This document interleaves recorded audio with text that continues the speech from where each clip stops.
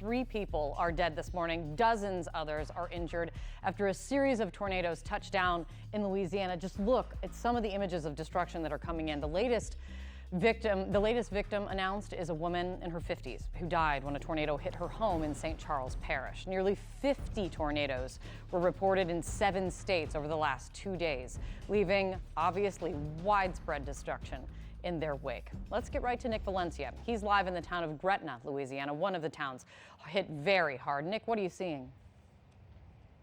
Well, Kate, we're surrounded by the devastation here from those deadly tornadoes that ripped through this community. No one was killed here in this community, but they were significantly hit, devastated really by this tornado that ripped through this community. And you can see this home, man. What I'm hearing from residents is that they really just didn't have that much time to prepare. 10 to 15 seconds, they said, before they knew it, the tornado was right on top of them. Some said that they just can't believe that they escaped with their lives. It shook us and knocked us down, but then when I walked over, I seen all the damage on the street, and I just can't believe this happened like 8 seconds. I just hear a whole bunch of booming against the wall, and then as I'm running out, my brother, he runs in front of me, and then as we're running, we just hear a whole bunch of boom, and then everything, like we hear the roof lifting, and he's lifted off his feet, and he grabbed onto the door frame.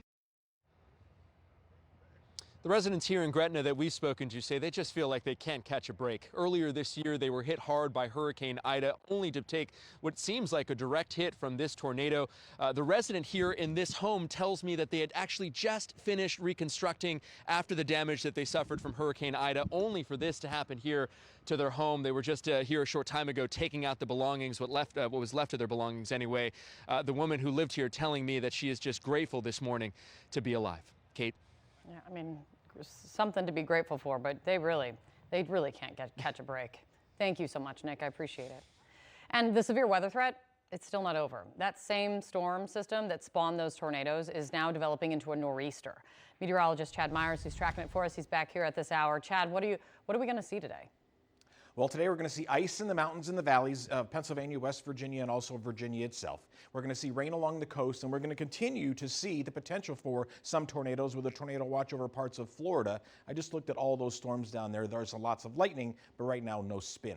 So let's forecast up here to the northeast. This is where the snow is going to take place. This is where that nor'easter, that coastal low, will begin to develop as we work our way into tomorrow. There'll be significant icing. All of these are reports from all the different towns that have already had freezing rain this morning.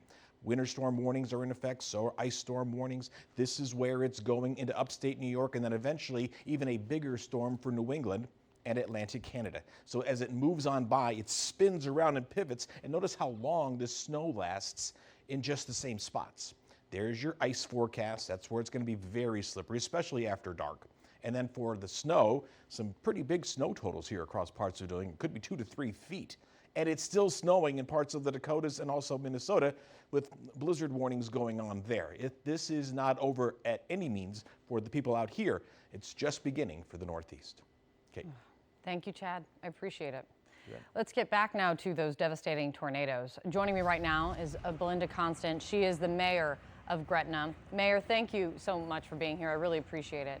I heard you say last night that you saw catastrophic damage in kind of the early moments after the tornado struck. Now that the sun's come up and you're able to get a better look, what are you seeing in terms of what has happened to your community? Well, Katie, unfortunately, now that the sun is up, it is more devastating than initially expected. There are more houses that will probably have to be condemned or just, demolished based on such damage, devastation across the entire city on the north side of our city. It's about a 1.5 mile stretch that is completely just inundated with destruction. You can see the line of destruction from the tornado as people describe tornadoes as they move through an area. Behind me is an example of the devastation that's left behind. This house is still standing, unfortunately. It seems to be a structure that will have to be demolished. Mayor, is everyone accounted for in your city? That's the blessing, and we thank God for that this morning. And on this beautiful sunny skies and beautiful day, we had no loss of life. We had 3 people transported to a hospital with non-threatening injuries and were released, and we thank God for that this morning. And, you know, I have to say, and we did yesterday, just gave kudos to the local media and the way that they reported this event in encouraging and advising and pleading with people to take safety in our community, and people survived in bathtubs and interior closets. This is not the place where we normally have tornadoes. So our reality of a safe house is not what it is in other parts of the country, but people survived in bathtubs. And so we're just, as I said, just feeling blessed this morning in the midst of the devastation. I guess you have to, it's the best way to be, is to count those blessings in these moments of just true tragedy. What is the most pressing issue this morning? What do people need right now in your community? Pressing issue is we've got several teams of people. Our local parish government, Jefferson Parish, is working in concert with us, evaluating all structures, determining who will need temporary housing. Lieutenant Governor Billy Nungesser has reached out to us already and is working on that temporary housing. So that's priority.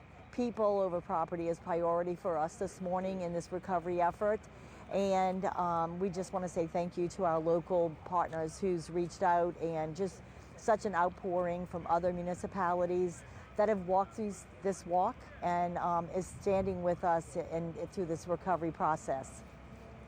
Our correspondent on the ground, Nick Valencia, spoke to the family, I believe, of the house near behind you or right nearby, who had said that they'd really just finished kind of picking up the pieces and putting things back together after Hurricane Ida, and now this.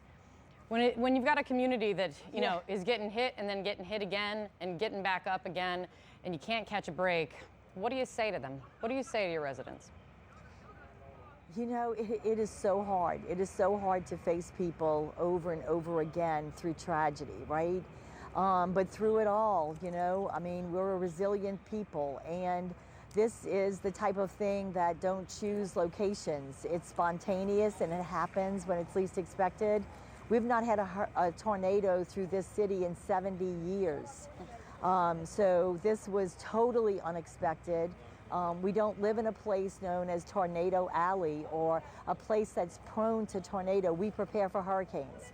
So this was quite unexpected, and we stand here committed with our neighbors to get through this as best as we can as a community. And we're a strong community. We're a small community. We're 20,000 people strong here in the city of Gretna, and we stand with each other through recovery, and that's what we're doing this morning. Absolutely. Well, Mayor, thank you for taking a moment to speak with us in the midst of what is just a crushing level of responsibility that you need to take on now. So thank you so much, and please let us know how we can get the word out, because your community is going to need some help through this. I appreciate your time. Thank you so much.